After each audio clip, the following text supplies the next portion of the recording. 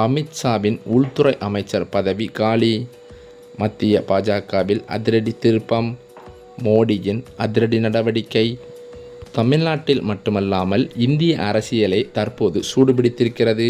பல்வேறு கட்சிகளிலும் ஏகப்பட்ட அரசியல் நகர்வுகள் நடந்து வருகிறது. குறிப்பாக அதிமுக பாஜக கூட்டணியில் நாளுக்கு நாள் பல விஷயங்கள் மாறியும் வருகிறது.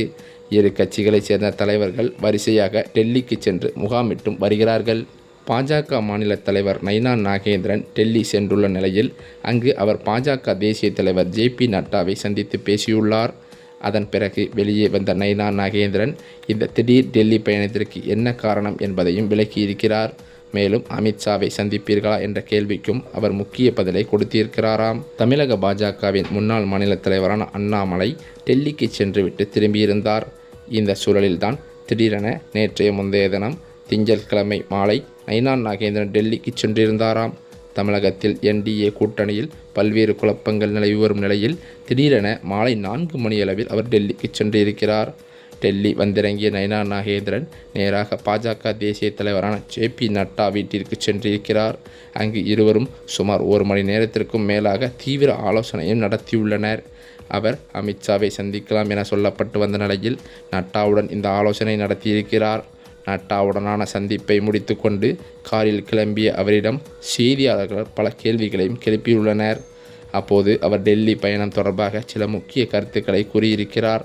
இது தொடர்பாக அவர் மேலும் கூறுகையில், அக்டோபர் 12ஆம் தேதி முதல் மாநாட்டில், அதாவது தமிழ்நாட்டில் மக்கள் சந்திப்பு என்னும் சுற்றுப்பயணத்தை நடத்த உள்ளோம். மதுரையிலிருந்து இந்த சுற்றுப்பயணத்தை தொடங்குகிறோம். அதில் பாஜக தேசிய தலைவரான ஜே.பி. நட்டா கலந்து கொள்ள வேண்டும் என்பதற்காக அவருக்கு அழைப்பு கொடுக்கவே வந்துள்ளேன். அவரும் முடிந்தவரை வருகிறேன் என்றே உறுதியளித்திருக்கிறார்.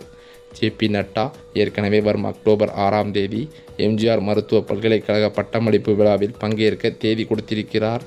அதற்கு அவர் சென்னை வருவார் என்றும் தொடர்ந்து புதுச்சேரியிலும் அவர் நிகழ்ச்சி ஒன்றில் பங்கேற்க இருக்கிறார் என்றும் நைனா நாகேந்திரன் தெரிவித்திருக்கிறார்.